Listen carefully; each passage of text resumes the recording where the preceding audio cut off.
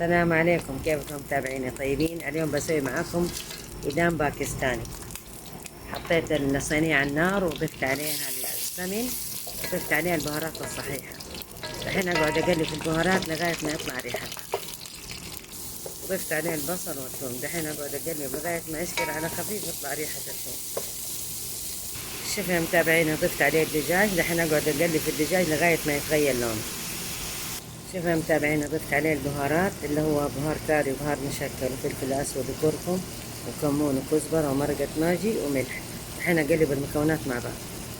شوفوا يا حبايبي، ضفت عليه الطماطم، معجون الطماطم، وضفت عليه كمان بودرة جنزبيل لانه ما عندي جنزبيل اللي هو فريش، حطيت بودرة جنزبيل.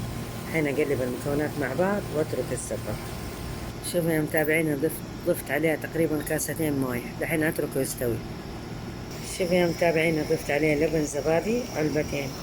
الحين اقلب المكونات مع بعض.